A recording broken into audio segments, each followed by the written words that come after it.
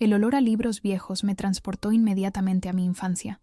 Acaricié el lomo gastado de un ejemplar de Rayuela, mientras la bibliotecaria del Archivo General de Buenos Aires colocaba otra caja de documentos frente a mí.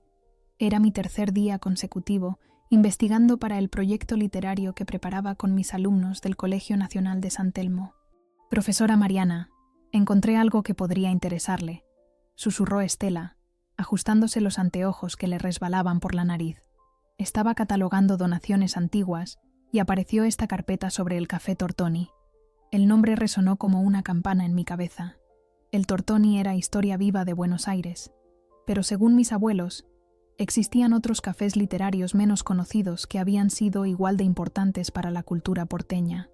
Gracias, Che. Esto me viene bárbaro. Abrí la carpeta con cuidado. Fotografías en sepia, recortes de periódicos amarillentos y cartas manuscritas se desplegaron ante mis ojos. Entre los documentos, una imagen en particular captó mi atención. Un grupo de hombres y mujeres sentados alrededor de una mesa de mármol, con tazas de café y ceniceros rebosantes. Al reverso, una inscripción a pluma. Café Los Notables, 1958. Última tertulia antes del cierre. Mi corazón dio un vuelco. Jamás había escuchado hablar de ese café, pero en la fotografía reconocí a Julio Cortázar y a Alejandra Pizarnik, sentados junto a otras figuras que no pude identificar. El hallazgo era como encontrar un tesoro en medio del mar de información. Pasé el resto de la tarde sumergida en aquellos documentos. Descubrí que Los Notables había sido un punto neurálgico para la vanguardia literaria de los años 40 y 50, ubicado en la calle Defensa, a pocas cuadras de mi departamento en San Telmo. Según las cartas, el café había cerrado sus puertas en 1958 tras la muerte de su dueño, y el edificio había pasado por varias transformaciones. Cuando la bibliotecaria anunció que cerrarían en 15 minutos, fotografié apresuradamente los documentos más relevantes y guardé mis notas.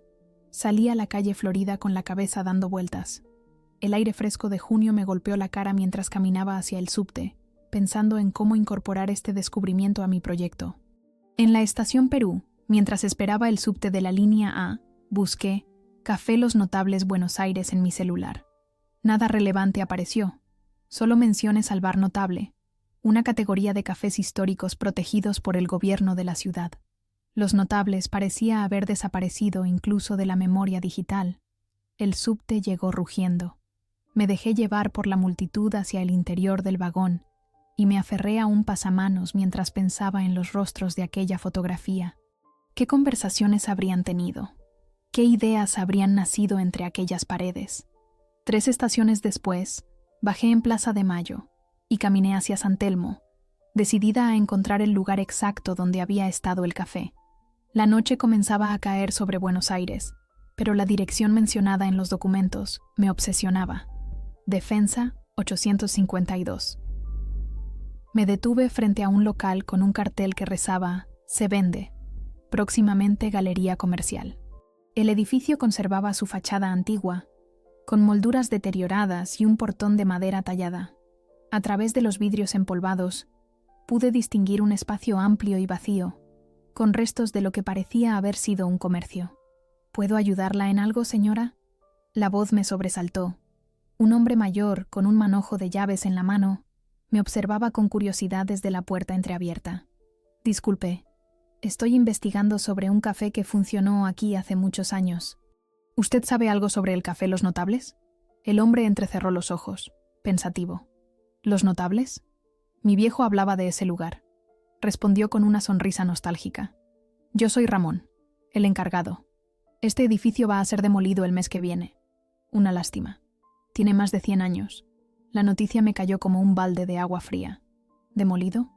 La idea de perder para siempre ese espacio histórico me provocó una angustia inesperada. ¿Puedo verlo por dentro? Pregunté con un nudo en la garganta. Ramón dudó un momento, pero finalmente se encogió de hombros y abrió más la puerta. Pase nomás. Total, en unos días esto ya no existirá. El interior era un esqueleto polvoriento de lo que alguna vez fue un lugar elegante. Baldosas calcáreas formaban dibujos geométricos en el suelo, y en las paredes quedaban restos de papel tapiz descolorido. Al fondo, Una escalera de mármol conducía a un entrepiso con barandas de hierro forjado. ¿Ve esa marca en la pared?, señaló Ramón. Ahí estaba la barra. Y en ese rincón había un piano. Mi viejo me contó que venían escritores famosos. Una vez hasta vino Borges, según decía él. Mientras recorría el espacio, sentí que caminaba sobre capas de historia. Bajo mis pies habían estado las mesas donde Cortázar quizás había imaginado pasajes de Rayuela, donde Pizarnik habría compartido sus versos tempranos. ¿Y no se puede hacer nada para evitar la demolición?, pregunté. Ramón negó con la cabeza. Los papeles ya están firmados. La empresa constructora pagó una fortuna y el gobierno dio los permisos. En 2 meses habrá locales comerciales y un patio de comidas. Me apoyé en la pared, sintiendo el yeso descascarado bajo mis dedos. La indignación crecía dentro de mí. Buenos Aires estaba perdiendo su alma, edificio por edificio, memoria por memoria. ¿Quién es el dueño actual?, pregunté, mientras una idea comenzaba a formarse en mi mente. La inmobiliaria Progreso. El dueño es Martínez, un tipo con contactos por todos lados, respondió Ramón con un dejo de amargura. Mire, yo cierro a las 7. Si quiere sacar fotos o algo, le quedan 10 minutos. Asentí y comencé a fotografiar cada rincón con mi celular. Con cada imagen capturada, mi determinación crecía.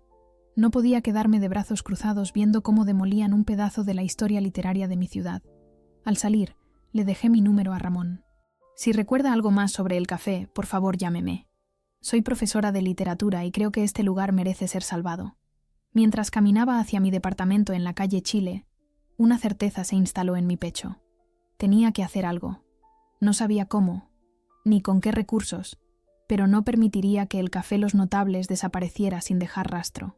Lo que había comenzado como una simple investigación para mis clases se había convertido en una misión personal.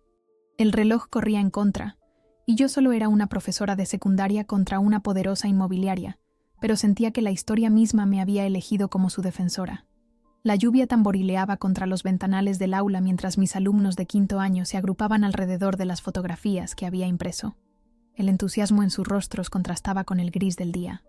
¿En serio Cortázar estuvo ahí, profe?, preguntó Lucía, una de mis alumnas más aplicadas, señalando la foto de la tertulia. Sí, y no solo él. Miren bien esta foto, dije, pasándoles una ampliación. Esta mujer de acá es Alejandra Pizarnik, y este hombre de perfil podría ser Manuel Mujica Lainez. Santiago, un chico de la última fila que rara vez participaba, levantó la mano. Mi abuelo tiene un bar en Boedo y siempre habla de los cafés literarios. Dice que se está perdiendo la cultura de las tertulias. Tu abuelo tiene razón, respondí. Y justamente de eso quiero hablarles. El edificio donde funcionaba Los Notables será demolido el mes que viene. Les conté sobre mi visita al local y mi conversación con Ramón. Para mi sorpresa, la noticia generó indignación entre los chicos. ¿No podemos hacer algo, profe?, preguntó Matías. El año pasado, en Villa Crespo, evitaron que tiraran abajo la casa donde vivió Marechal. Hicieron una movida en redes y juntaron firmas. La campana del recreo interrumpió nuestra conversación, pero 5 alumnos se quedaron en el aula, entusiasmados con la idea de iniciar alguna acción para salvar el edificio. Su energía era contagiosa. Podríamos empezar investigando más sobre la historia del lugar, sugerí. Si logramos demostrar su valor cultural, quizás consigamos que lo declaren patrimonio histórico. Esa misma tarde, después de clases, volví a San Telmo con un propósito claro: encontrar más pruebas sobre la importancia histórica de Los Notables.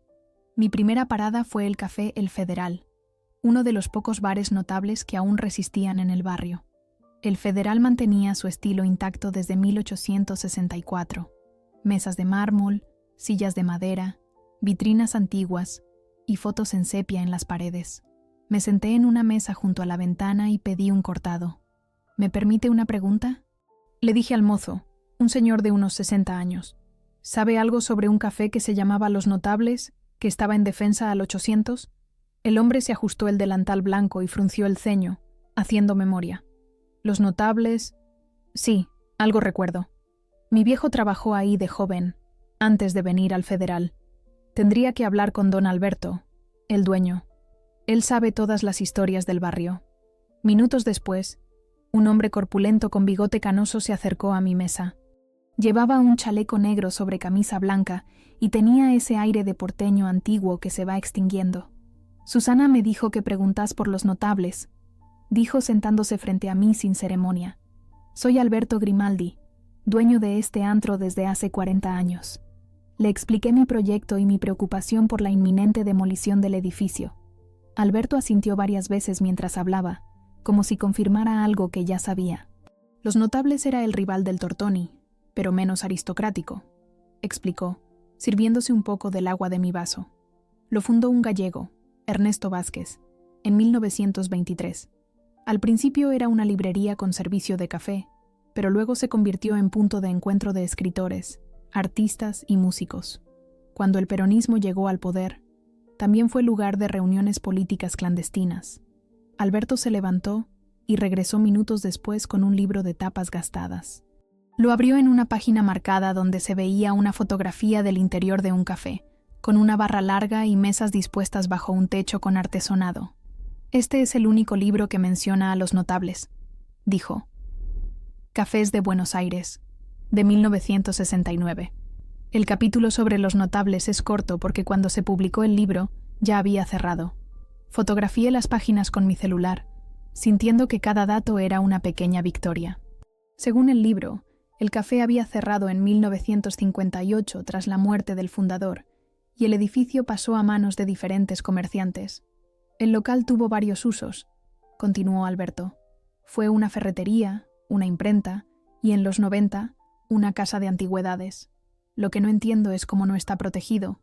Si todo San Telmo es área de protección histórica, eso mismo me pregunto yo. Alberto miró por la ventana, hacia la calle empedrada donde los turistas tomaban fotos de las fachadas coloniales. Es que San Telmo ya no es lo que era, piba. Ahora es un parque temático para extranjeros. Los vecinos de toda la vida se fueron cuando los alquileres se dispararon, y los políticos miran para otro lado mientras los desarrolladores inmobiliarios hacen su agosto. Sus palabras resonaron con mi propia frustración. Le agradecí la información y pagué mi café, prometiéndole mantenerlo al tanto de cualquier avance. Mi siguiente destino fue el local mismo. Necesitaba hablar nuevamente con Ramón, el encargado. Mientras caminaba por las calles adoquinadas bajo un cielo que amenazaba más lluvia, marqué el número de Valentina, una amiga abogada que trabajaba en la Defensoría del Pueblo. ¿Patrimonio histórico en San Telmo? Difícil, pero no imposible, me dijo después de escuchar mi relato. Necesitarías pruebas contundentes de su valor cultural, y te advierto que las inmobiliarias tienen mucha influencia. ¿Sabes cuánto vale el metro cuadrado en esa zona? No me importa el valor inmobiliario, vale. Me importa que no destruyan nuestra historia. Entiendo, Mari, pero estás enfrentándote a fuerzas poderosas. Averiguaré lo que pueda sobre la inmobiliaria y los permisos de demolición. Mientras tanto, junta toda la evidencia posible. Llegué al edificio justo cuando Ramón estaba cerrando la reja exterior. Al verme, sonrió. Sabía que volvería, profesora. Tengo algo que mostrarle. Ramón me condujo al interior y cerró la puerta tras nosotros. El lugar parecía aún más fantasmal que en mi visita anterior. Me llevó hacia el fondo, donde una puerta pequeña conducía a un depósito. Ayer estuve ordenando esto para cuando vengan a llevarse todo, y encontré estas cajas. Señaló 3 cajas de cartón apiladas en un rincón. Creo que son del café. Nadie las ha tocado en décadas. Con manos temblorosas, abrí la primera caja. Estaba llena de fotografías, libretas y recortes de periódicos. En la segunda encontré cuadernos con firmas y dedicatorias, y en la tercera, cartas y manuscritos. ¿Puedo llevarme esto para examinarlo?, pregunté, sabiendo que era una petición atrevida. Ramón dudó. Técnicamente, todo lo que hay aquí pertenece al nuevo dueño, pero van a tirarlo todo, así que... Hizo un gesto vago con la mano. Lléveselas, pero no diga que se las di yo. Necesito este trabajo hasta que empiece la demolición. Prometí ser discreta y guardé los tesoros en mi bolso, que apenas podía cerrar por el volumen. Mientras salía, una última pregunta me asaltó. Ramón, ¿usted sabe cuándo empiezan exactamente las obras? El 15 de julio. Menos de un mes, respondió con pesar. Ya están los carteles impresos. Galería Comercial San Telmo Plaza, con 50 locales y un food court. La fecha me golpeó como una sentencia. Un mes era muy poco tiempo para organizar cualquier tipo de resistencia. Salí a la calle sintiendo el peso de las cajas en mis brazos y el peso aún mayor de la responsabilidad sobre mis hombros. Esa noche, en mi pequeño departamento de la calle Chile, extendí el contenido de las cajas sobre la mesa del comedor. Cada objeto contaba una historia: fotografías de tertulias literarias, programas de lecturas poéticas, recortes de periódico que mencionaban al café como epicentro cultural. Entre los papeles, un cuaderno de tapas de cuero captó mi atención. Al abrirlo, descubrí que era el libro de visitas del café. En sus páginas amarillentas encontré firmas que me dejaron sin aliento: Jorge Luis Borges, Victoria Ocampo, Ernesto Sábato, Silvina Bullrich. Nombres que habían definido la literatura argentina del siglo XX. Pero lo más valioso apareció en la última caja: un manojo de cartas escritas por Julio Cortázar desde París, dirigidas a un tal Ernesto, evidentemente el dueño del café. En una de ellas, fechada en 1956, Cortázar escribía: «Los Notables sigue siendo para mí el verdadero corazón literario de Buenos Aires, donde mi rayuela comenzó a gestarse entre café y discusiones. Guarda este secreto, viejo amigo, pero muchos de los personajes están inspirados en los parroquianos de tu café». Esa carta era la prueba definitiva, un texto inédito de Cortázar, vinculando directamente su obra maestra con el café. Con manos temblorosas, fotografié cada página y luego llamé a Valentina. «Encontré algo grande, Vale», dije sin poder contener la emoción. «Cartas de Cortázar que prueban que Los Notables fue fundamental para la creación de Rayuela». «Eso podría funcionar», respondió. «Conseguí información sobre la inmobiliaria. Pertenece a un grupo español y los permisos de demolición se aprobaron con una velocidad sospechosa. Hay algo turbio ahí». Nos quedamos en silencio, procesando la información. «¿Qué hacemos ahora?», pregunté finalmente. «Ahora necesitamos ayuda», respondió Valentina. «Esto es más grande que nosotras dos. Necesitamos a alguien con influencia, alguien que pueda hacer ruido». Miré la carta de Cortázar entre mis manos. El destino había puesto estas pruebas en mi camino por alguna razón. Recordé las caras entusiasmadas de mis alumnos esa mañana. Quizás ellos, con su manejo de redes sociales y su energía, podrían ser parte de la solución. «Tengo una idea», dije. «Mañana mismo empezamos». «¿Estás segura de que podemos hacer esto, profe?».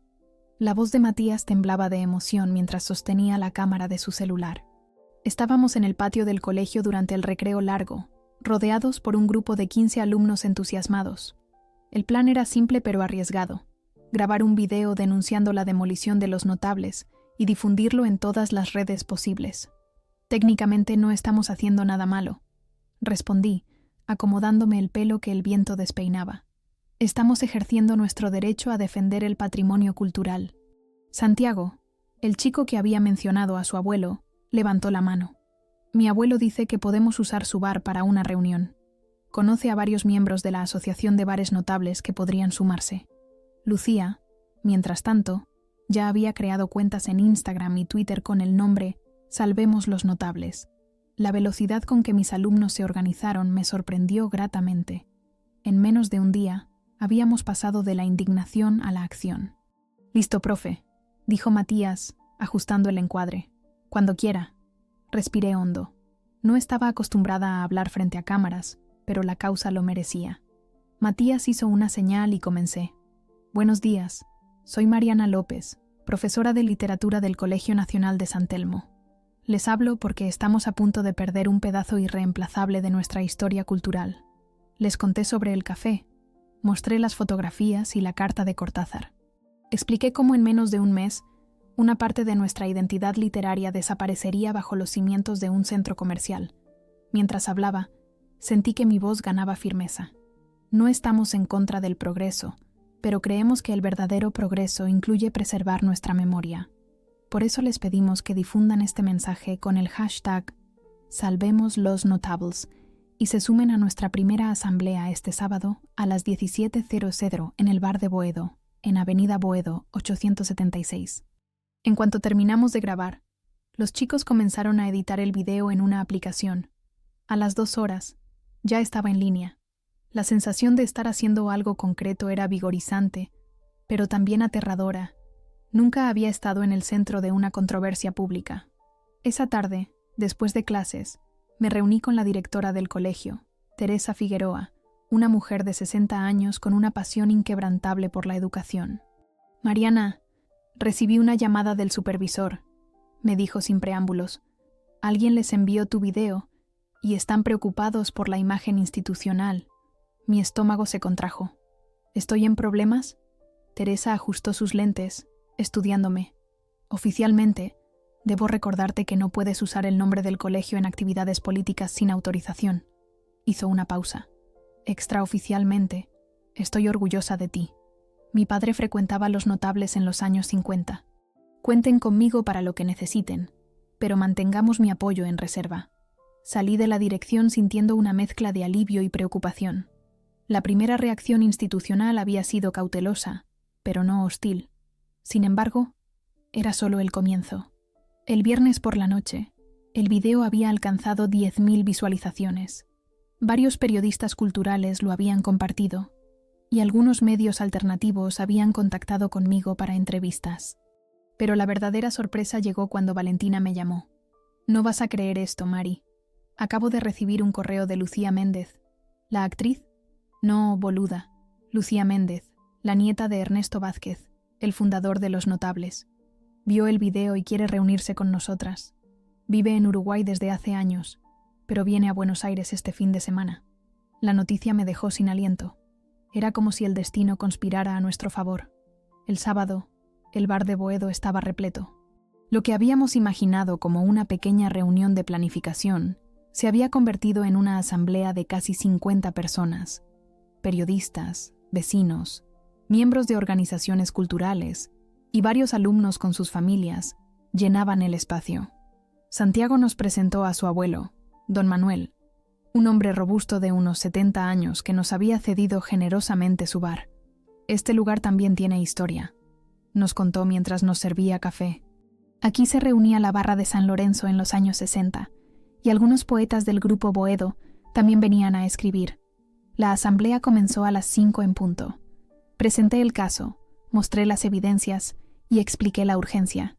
Valentina expuso los aspectos legales y las posibles vías de acción. Luego abrimos el micrófono para propuestas. Un señor mayor, que se presentó como profesor de historia de la UBA, tomó la palabra. «He investigado casos similares. Necesitamos 2 estrategias, una mediática y otra legal. Propongo formar 2 comisiones». Una mujer de mediana edad, con aspecto de funcionaria, levantó la mano. «Trabajo en la Comisión de Patrimonio. Les advierto que la inmobiliaria Progreso tiene contactos poderosos. Ya han demolido otros edificios históricos en Barracas y La Boca. No será fácil detenerlos». La conversación continuó, alternando entre el optimismo y el pesimismo, hasta que la puerta del bar se abrió y entró una mujer de unos 60 años, elegante y con un aire que inmediatamente captó la atención de todos. A su lado, Valentina me hizo una seña con la cabeza. «Es Lucía Méndez», susurró. Me acerqué a recibirla. Sus ojos, de un verde intenso, me examinaron con curiosidad. «Así que usted es la profesora que quiere salvar el café de mi abuelo», dijo, extendiendo su mano. «Le agradezco desde el alma este esfuerzo». Le ofrecí una silla en la mesa principal y le presenté a los demás organizadores. Cuando todos estuvieron acomodados, Lucía pidió hablar. «Mi abuelo Ernesto murió cuando yo tenía 10 años, pero recuerdo perfectamente sus historias sobre el café». Comenzó. Los Notables no era solo un negocio para él, era un proyecto cultural. Creía que la literatura debía ser accesible para todos, no solo para la élite. Por eso mantenía una biblioteca abierta al público y organizaba lecturas gratuitas. Su testimonio conmovió a todos los presentes. Luego, sacó de su cartera un sobre amarillento. «Encontré esto entre las pertenencias de mi madre cuando falleció el año pasado. Es el testamento de mi abuelo, fechado en 1957, un año antes de su muerte». Lucía leyó en voz alta párrafos del testamento donde Ernesto expresaba su deseo de que el café continuara siendo un espacio cultural. Lo más impactante fue descubrir que había dejado instrucciones específicas sobre preservar el lugar, incluso estableciendo una pequeña fundación para su mantenimiento. «No entiendo qué pasó con esa fundación», dijo Lucía. «Mi madre nunca habló de esto. Quizás los albaceas no cumplieron con su voluntad». Valentina, con su mente de abogada siempre alerta, intervino. Si el testamento establece claramente la creación de una fundación para preservar el café como espacio cultural, y esa voluntad nunca se cumplió, podríamos tener un caso legal. Necesitaríamos revisar cómo se transfirió la propiedad después de su muerte. La asamblea se animó con esta nueva información. Se formaron comisiones de trabajo, legal, comunicación, investigación histórica y acción directa. Cada grupo estableció objetivos concretos y fechas de reunión. Mientras la gente comenzaba a dispersarse, Lucía Méndez me tomó del brazo. «Hay algo más que deben saber», dijo en voz baja. «He estado investigando a la inmobiliaria Progreso desde Uruguay. No son cualquier empresa. Pertenecen al Grupo Constelación, una corporación multinacional con antecedentes cuestionables». «¿Qué tipo de antecedentes?», preguntó Valentina, uniéndose a la conversación. «En Uruguay, compraron un edificio histórico en Ciudad Vieja. Lo demolieron ilegalmente un fin de semana y pagaron la multa como si fuera calderilla», explicó Lucía. «En Santiago de Chile hicieron algo similar. Su estrategia es actuar rápido, pagar las multas y seguir adelante. El dinero que ganan supera con creces cualquier sanción». Un escalofrío me recorrió la espalda. Estábamos enfrentándonos a un adversario mucho más poderoso de lo que imaginábamos. «¿Entonces cree que demolerán los notables aunque consigamos alguna medida judicial?», pregunté. Lucía asintió gravemente. «Es muy probable. Por eso necesitamos una estrategia más audaz». Los tres nos quedamos en silencio, evaluando la situación. Finalmente, Valentina habló. «Tengo una idea, pero es arriesgada.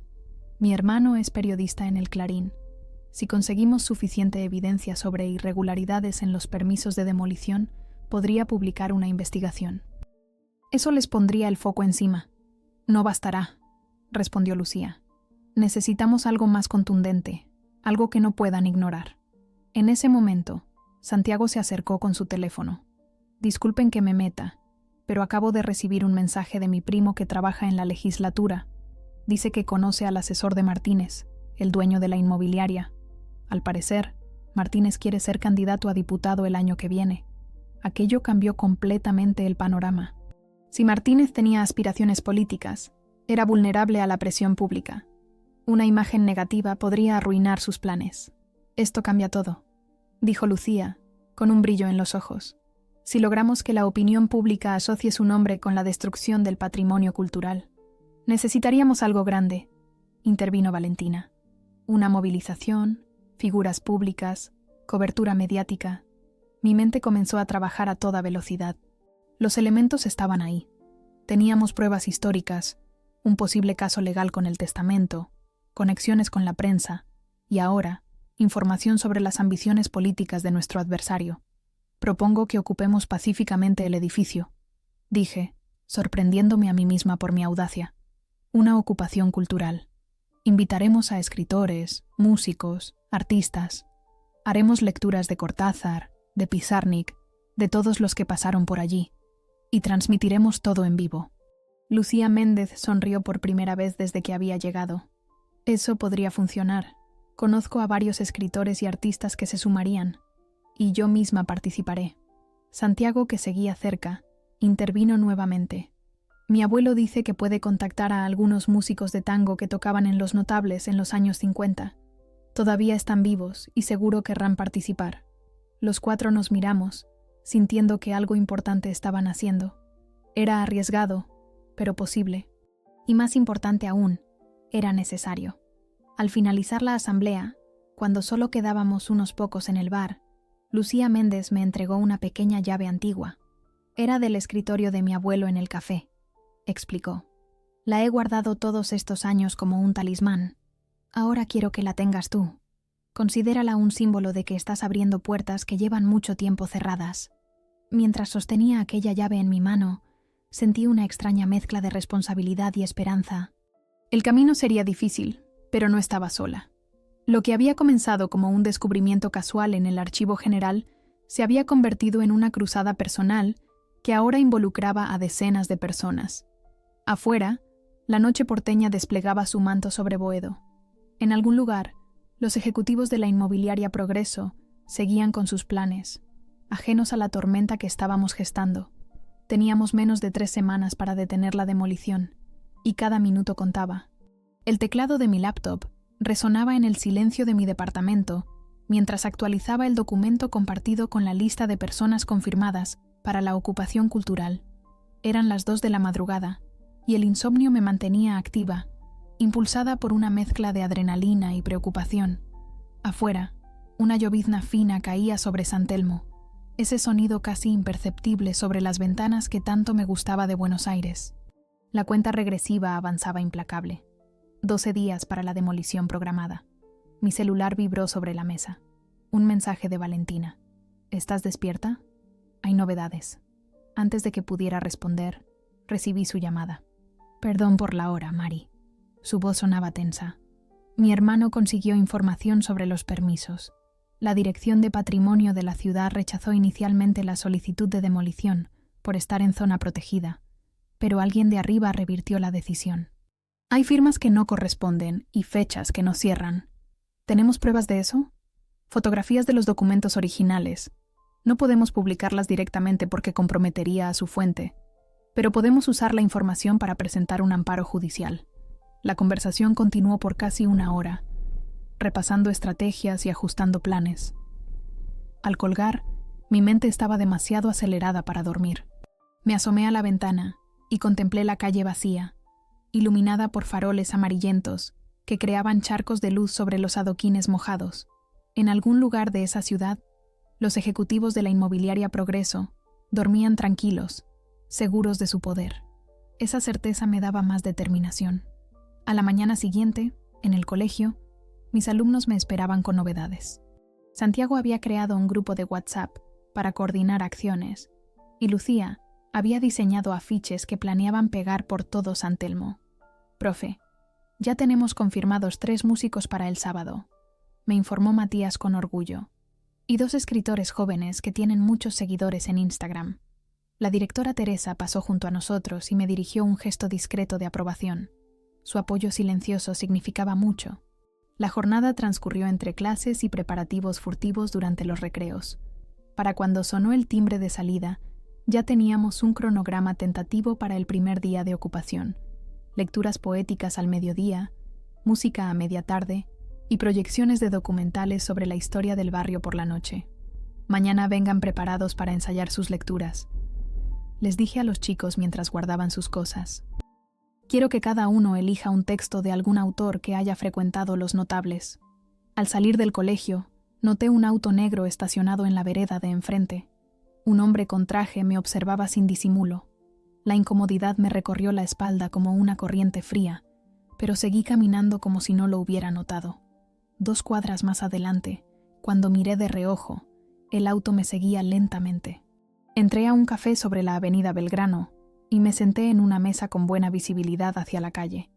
El auto se detuvo y el hombre permaneció dentro, mirando hacia el local. Marqué el número de Valentina. Creo que me están siguiendo, dije en voz baja. Un tipo en un auto negro. ¿Dónde estás?, preguntó alarmada. En la poesía, el café de Belgrano y Perú.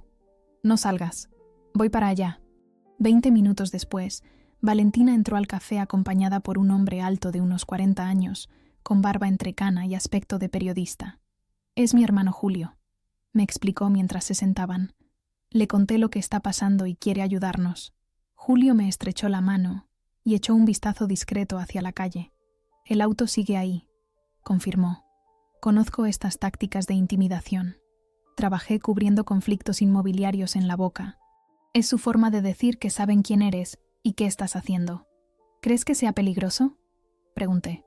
No creo que lleguen a la violencia física, pero definitivamente quieren asustarte, respondió.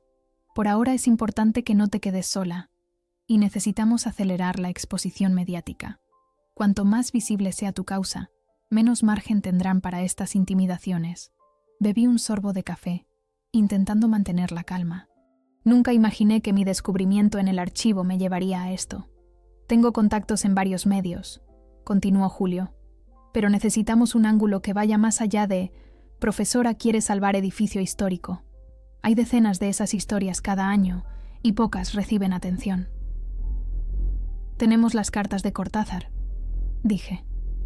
y el testamento del fundador que sugiere irregularidades en la transferencia de la propiedad. Eso ayuda, asintió Julio. Pero necesitamos un rostro humano, una historia personal que conecte con la gente. Valentina sonrió. Lucía Méndez, la nieta del fundador. Es perfecta. Acordamos reunirnos esa misma noche con Lucía en casa de Valentina para preparar la estrategia mediática. Cuando salimos del café, el auto negro ya no estaba, pero la sensación de estar vigilada persistía. Por la noche, el departamento de Valentina en Recoleta se convirtió en nuestro centro de operaciones. Lucía Méndez llegó puntual, vestida con elegancia sobria y trayendo más documentos familiares que había encontrado. Mi madre guardaba todo, explicó, extendiendo fotografías y cartas sobre la mesa.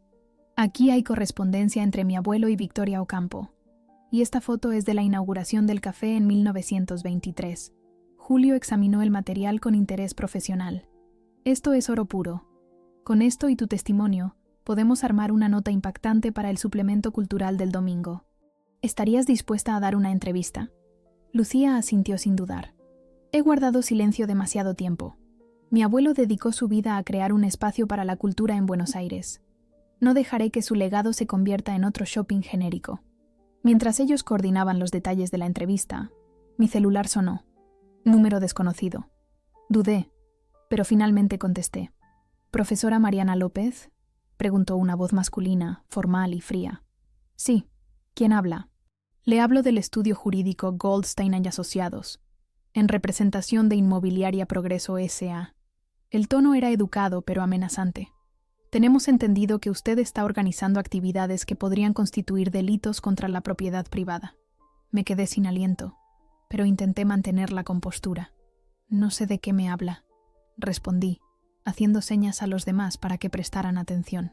Sabemos de sus planes para una ocupación cultural del edificio de Defensa 852, propiedad de nuestros clientes, continuó. Debo informarle que cualquier intrusión será considerada un delito penal y procederemos con todo el peso de la ley. Valentina, que se había acercado para escuchar, me hizo un gesto para que le pasara el teléfono. Habla la doctora Valentina Ruiz, dijo con voz profesional. ¿Con quién tengo el gusto? El hombre pareció desconcertado momentáneamente. Doctor Ricardo Goldstein, ¿es usted representante legal de la señora López? Así es, y debo informarle que sus amenazas telefónicas constituyen intimidación. Además, mis clientes no han mencionado en ningún momento intención de ocupar ilegalmente propiedad privada. Las actividades culturales a las que usted se refiere se realizarán en la vía pública, como es nuestro derecho constitucional. Hubo un silencio tenso antes de que Goldstein respondiera. Doctora Ruiz, no creo que sea beneficioso para su cliente enfrentarse a una corporación como Progreso. Hay muchas formas de resolver esto amistosamente. Estamos abiertos a cualquier propuesta concreta, respondió Valentina. Mientras tanto, le agradecería que dirija cualquier comunicación a mi estudio. Y por supuesto, espero que cesen inmediatamente las intimidaciones como la vigilancia que mi cliente experimentó hoy. Cuando colgó, todos la miramos impresionados. ¿Estudio? No sabía que tenías un estudio jurídico, dije. Valentina se encogió de hombros con una sonrisa. No lo tengo, pero ellos no lo saben, y acabo de ganar tiempo confirmando que nos están vigilando. Ellos mismos lo admitieron al no negar la acusación. Julio tomó notas frenéticamente. Esto es material para otra nota. Inmobiliaria amenaza a profesora que defiende patrimonio histórico. El público ama a los David contra Goliat.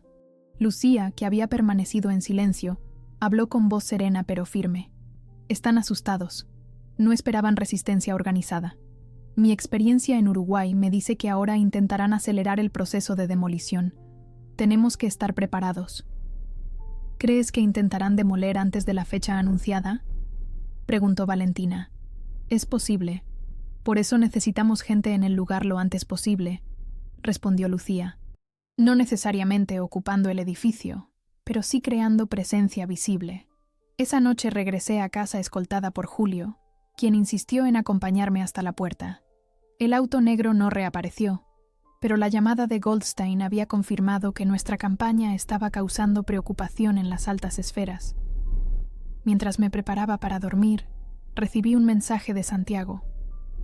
Profe, Convencí a mi primo de la legislatura. Va a averiguar más sobre los vínculos políticos de Martínez. Dice que hay rumores de que financió campañas electorales a cambio de favores urbanísticos. Sonreí. Los hilos comenzaban a conectarse. La batalla apenas empezaba, pero ya no era una profesora solitaria contra una corporación.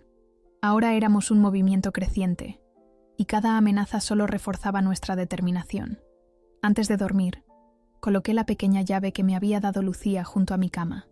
Más que un símbolo, se había convertido en un recordatorio tangible de que algunas puertas del pasado necesitaban permanecer abiertas. El suplemento cultural de Clarín desplegado sobre mi mesa mostraba el titular que habíamos estado esperando. Los notables.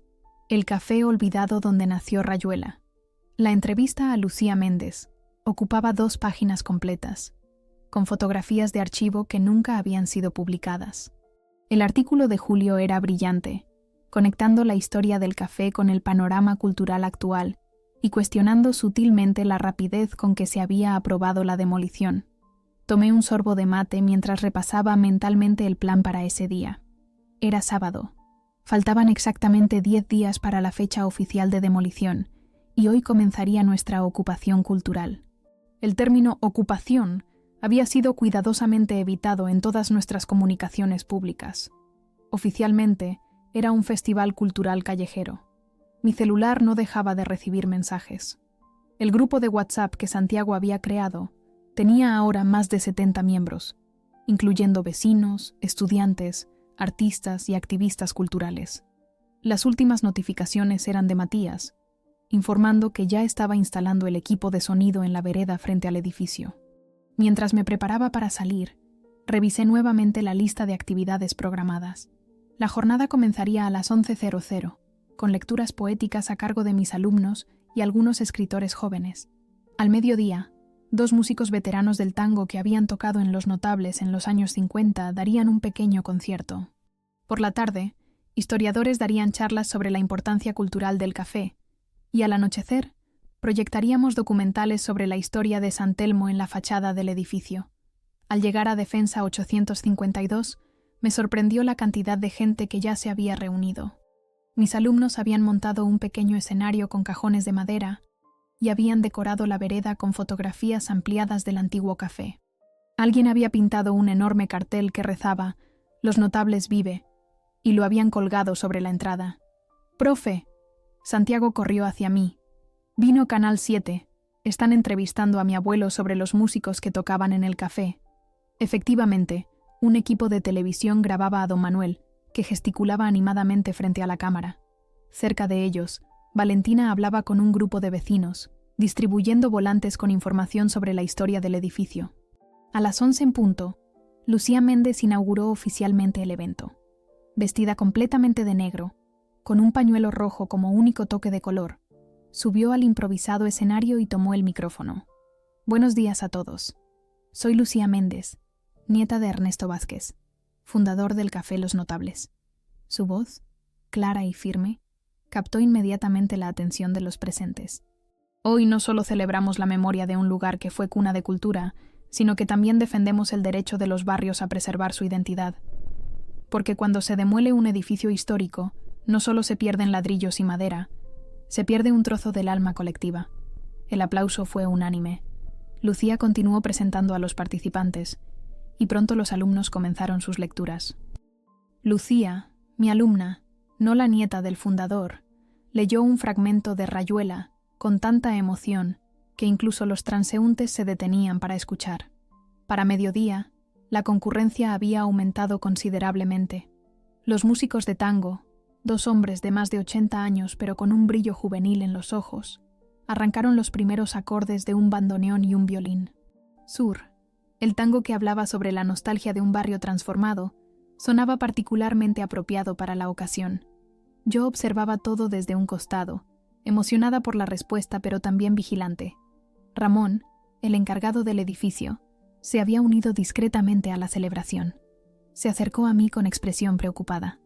«Profesora, hay gente de la inmobiliaria sacando fotos», señaló hacia 2 hombres con traje que fotografiaban a los asistentes desde la esquina. «Y esta mañana vinieron a revisar el edificio. Algo están tramando». Antes de que pudiera responder, un murmullo recorrió la multitud. Un auto negro se detuvo frente al edificio, y de él descendió un hombre de unos 50 años, alto, de traje impecable y gesto adusto. Lo acompañaban 2 personas que parecían guardaespaldas y una mujer con una carpeta. «Es Martínez», susurró Ramón, el dueño de la inmobiliaria. Mi estómago se contrajo.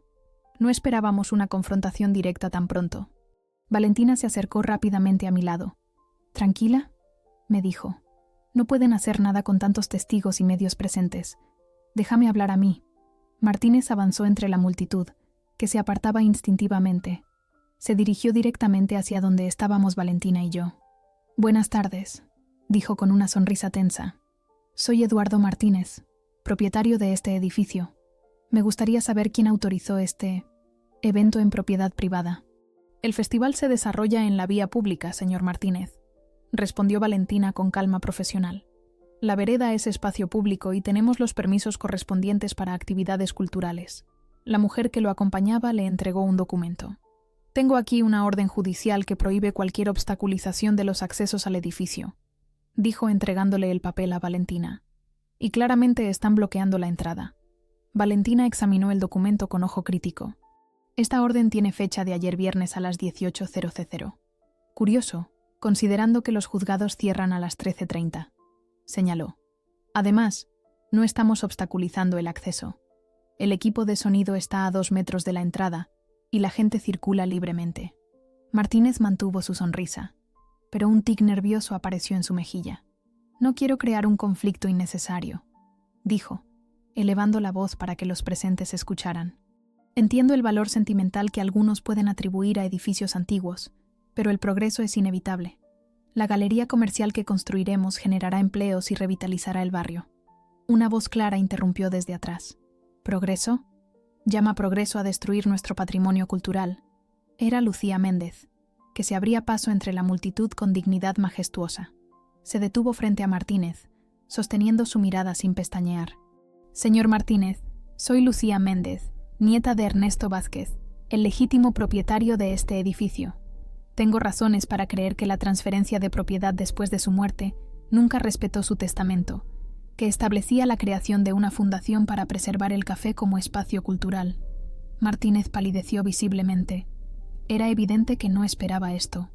«Cualquier reclamo sobre transacciones ocurridas hace más de 60 años debería dirigirse a los tribunales, no a un espectáculo callejero», respondió, recuperando la compostura. «Mi empresa adquirió este inmueble legalmente en 2010.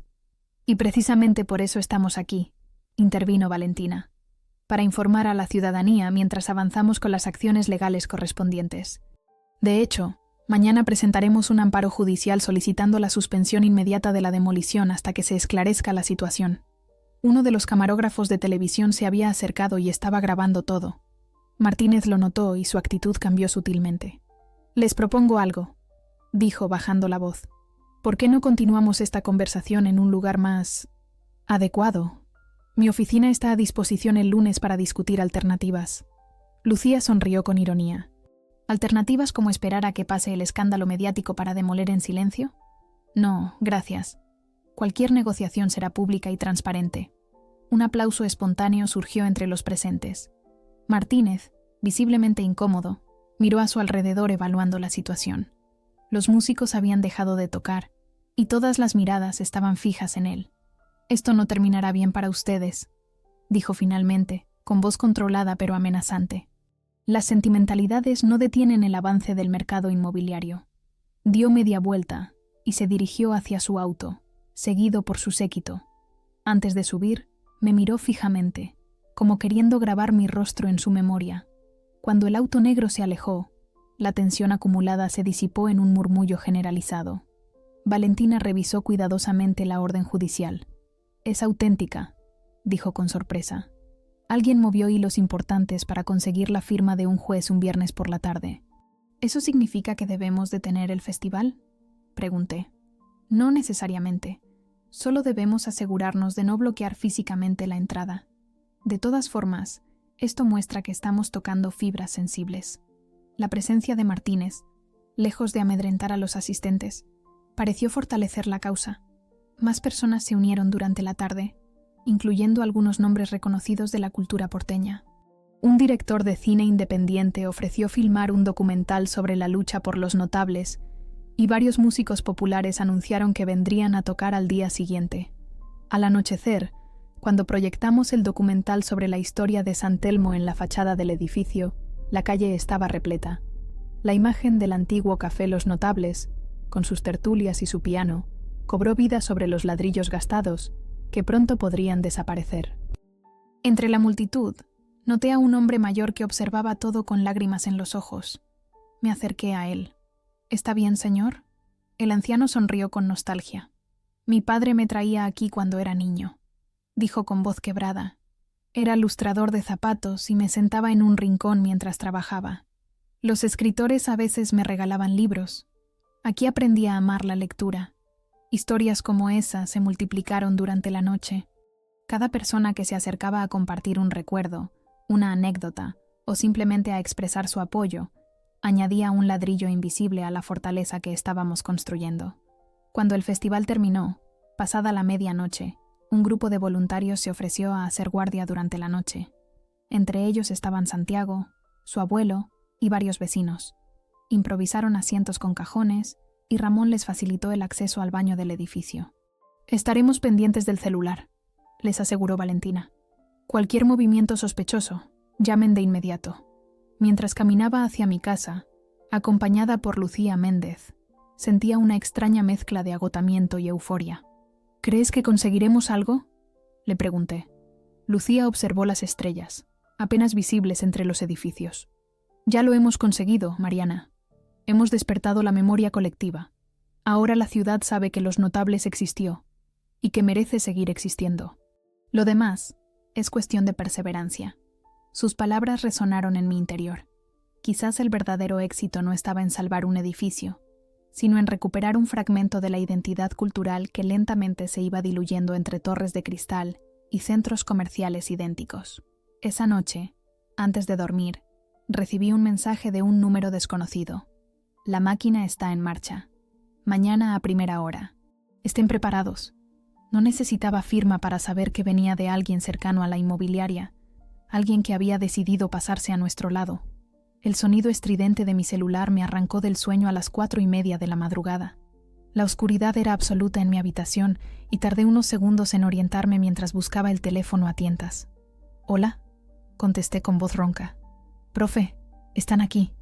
La voz agitada de Santiago me despabiló instantáneamente. Llegaron 2 camiones y hombres con cascos. Dicen que tienen orden de empezar los trabajos preliminares. Me incorporé de un salto. «¿Cuántos son? ¿Hay policía?» «Unos 10 hombres. No hay policía todavía, pero el capataz dice que vienen en camino. Mi abuelo está discutiendo con ellos». «No se muevan de ahí», le dije mientras buscaba ropa a tientas. «Llamen a los medios y a todos los que puedan. Estoy ahí en 15 minutos». Colgué y marqué inmediatamente el número de Valentina. Contestó al primer tono, como si estuviera esperando la llamada. «Ya lo sé», dijo antes de que pudiera hablar. «Me llamó Santiago. Estoy llamando a contactos en la policía para verificar si realmente hay una orden oficial. Encontrémonos allá». Mientras me vestía apresuradamente, llamé a Lucía Méndez. También estaba despierta. «Voy saliendo para allá», me aseguró. «Esto es exactamente lo que temía. Quieren demoler antes de que podamos presentar el amparo judicial mañana». Las calles estaban desiertas mientras corría hacia Defensa. La noche de julio era fría, y mi aliento formaba pequeñas nubes que se disipaban rápidamente. En mi mente repasaba posibles escenarios, ninguno de ellos alentador. Si la inmobiliaria había conseguido autorizaciones de emergencia, poco podríamos hacer legalmente para detenerlos. Al doblar la esquina, la escena me golpeó como una bofetada. 2 enormes camiones bloqueaban parcialmente la calle. Reflectores improvisados iluminaban la fachada del edificio con una luz cruda y blanca que le daba un aspecto fantasmal. Hombres con cascos amarillos y chalecos reflectantes descargaban herramientas y materiales. Frente a ellos, formando una improvisada barrera humana, estaban Santiago, su abuelo y 5 vecinos más. Don Manuel gesticulaba enérgicamente frente a un hombre corpulento con casco blanco que consultaba unos papeles. «No pueden hacer esto a esta hora», escuché que decía don Manuel. Hay una ordenanza municipal que prohíbe obras ruidosas antes de las 7 de la mañana. Me acerqué rápidamente al grupo. Santiago me vio y corrió hacia mí. Profe, dicen que tienen autorización especial para trabajos preparatorios no ruidosos, me explicó atropelladamente. Pero trajeron martillos neumáticos, ¿ve? Eso no es no ruidoso. El capataz, al verme llegar, se aproximó con gesto autoritario. ¿Usted es la profesora López?, preguntó consultando una lista. Tengo entendido que es la cabecilla de este festival. Debo informarle que tenemos autorización oficial para comenzar los trabajos previos a la demolición. Le sugiero que retire a estas personas para evitar accidentes. Me gustaría ver esa autorización, respondí, esforzándome por mantener la calma. El hombre me mostró un documento con sellos oficiales. Lo examiné cuidadosamente a la luz de un reflector. Efectivamente, parecía una autorización legítima para realizar tareas preparatorias no invasivas previas a la demolición programada. Estaba fechada el día anterior y firmada por un funcionario de la Dirección de Obras Públicas. Esto solo autoriza trabajos preliminares no invasivos, señalé. Martillos neumáticos y equipos de demolición no califican como tales. Son para retirar elementos no estructurales, respondió con impaciencia. Muebles viejos, escombros, cosas así. La demolición propiamente dicha será en la fecha programada. No le creía ni una palabra, pero era su palabra contra la mía. En ese momento, llegó Valentina acompañada de Julio, que ya llevaba su cámara preparada. No hay ninguna orden policial para desalojar, me informó Valentina en voz baja. Y acabo de hablar con un contacto en el Ministerio de Cultura. Están indignados porque nadie les consultó sobre esta operación especial. Julio comenzó a filmar discretamente la escena, mientras Valentina revisaba la autorización que me había mostrado el capataz. Este documento es cuestionable, dijo finalmente. Solo autoriza trabajos preliminares no invasivos y específicamente menciona que deben realizarse en horario diurno respetando las ordenanzas de ruidos molestos. El capataz se encogió de hombros. Mis órdenes son empezar ahora. Si tienen problemas, hablen con la empresa. Eso haremos, respondió Valentina con una sonrisa tensa. Mientras tanto, supongo que no le importará que documentemos todo. Ya sabe, para fines históricos. El hombre nos dio la espalda y comenzó a dirigir a sus trabajadores, visiblemente incómodo con la presencia de la cámara. 2 de ellos desaparecieron dentro del edificio cargando herramientas. ¿Dónde está Ramón?, pregunté alarmada. ¿Les dio acceso? Se lo llevaron en un auto antes de que llegáramos, explicó don Manuel. Un tipo de traje le dijo algo al oído y se fue con él. Parecía asustado. La situación empeoraba por momentos. Sin Ramón, no teníamos manera de saber exactamente qué estaba pasando dentro del edificio. Y si habían conseguido intimidarlo o sobornarlo, teníamos un problema mayor. Mientras discutíamos qué hacer, el sonido inconfundible de un martillo neumático rompió el silencio de la madrugada. Venía del interior del edificio. «¡Están demoliendo!», exclamó Santiago. «¡Tenemos que detenerlos!». Don Manuel se adelantó decidido hacia la entrada, pero Valentina lo detuvo. «No podemos entrar por la fuerza. Sería allanamiento de morada y nos pondrían una denuncia. Es exactamente lo que quieren». «¿Entonces nos quedamos mirando cómo lo destruyen?», preguntó Santiago con desesperación. En ese momento, Lucía Méndez llegó acompañada de 3 personas que reconocí como periodistas de distintos medios. Tras ella, un grupo de vecinos comenzaba a congregarse, alertados por los mensajes en redes sociales que Santiago había estado enviando frenéticamente. El ruido del martillo neumático seguía resonando, cada vez más fuerte. De pronto, un estruendo mayor seguido de un crujido alarmante nos hizo contener la respiración. Una nube de polvo blanco salió por las ventanas superiores. «Están tirando abajo una pared», dijo alguien entre la multitud que empezaba a formarse. Lucía se acercó al capataz, que supervisaba la operación desde la entrada.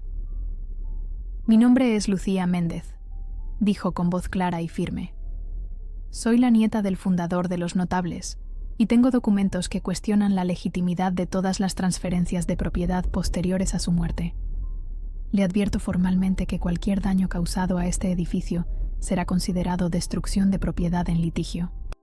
El hombre la miró desconcertado, evidentemente no preparado para este tipo de confrontación. «Yo solo sigo órdenes, señora», respondió finalmente. «Órdenes de demoler en medio de la noche ¿Sin supervisión oficial y antes de la fecha autorizada?, intervino Julio, acercando su cámara al rostro del capataz. Eso suena como un gran titular para mi periódico mañana. La presión comenzaba a surtir efecto. El capataz sacó su celular y se alejó unos metros para hacer una llamada. Mientras tanto, más vecinos y curiosos se acercaban, atraídos por el ruido y la creciente multitud. Entre ellos, reconocí a varios de mis alumnos, que llegaban soñolientos pero decididos. 2 patrulleros aparecieron doblando la esquina con las luces encendidas pero sin sirena. De ellos descendieron 4 policías que se acercaron con expresión confundida. «¿Qué está pasando aquí?», preguntó uno de ellos, aparentemente el oficial a cargo. Todos comenzamos a hablar a la vez, pero Valentina se adelantó con su mejor tono profesional. «Oficial, estamos presenciando un intento de demolición ilegal de un edificio histórico», explicó, mostrando su credencial de abogada. «Estos trabajadores están realizando obras invasivas a las 5 de la madrugada, violando múltiples ordenanzas municipales y posiblemente actuando fuera del alcance de su autorización». El oficial pidió ver los documentos. Mientras los examinaba, Julio se acercó a uno de los policías más jóvenes y comenzó a conversar en voz baja. El ruido del martillo neumático había cesado, pero se escuchaban golpes y movimientos dentro del edificio. «La autorización parece en regla», dijo finalmente el oficial, «pero efectivamente no cubre operaciones ruidosas a esta hora. Tendré que pedirles que suspendan los trabajos hasta las 7 de la mañana». El capataz, que había terminado su llamada telefónica, se acercó con renovada confianza. «Estos trabajos son urgentes por razones de seguridad», argumentó. «Recibimos informes de que la estructura podría colapsar parcialmente». «¿Informes de quién?», intervine. «¿Dónde está el reporte técnico? ¿Por qué no se notificó a los vecinos de un supuesto peligro?». El hombre me ignoró, dirigiéndose únicamente al policía. «Tenemos autorización directa de la Dirección de Control de Obras. Si usted interfiere, tendrá que explicárselo a sus superiores». Era una amenaza apenas velada, y por la expresión del oficial, estaba surtiendo efecto. En ese momento, un destello me llamó la atención. Una cámara de televisión con su potente luz se abría paso entre la multitud. Era un equipo del noticiero matutino de Canal 13, alertado probablemente por Julio o alguno de los periodistas que habían llegado con Lucía. La presencia de la televisión cambió el panorama instantáneamente. El oficial de policía endureció su postura. «Lo siento, pero debo hacer cumplir la ordenanza municipal», dijo con nueva autoridad. «Suspendan los trabajos ruidosos hasta las 7 o tendré que clausurar la obra».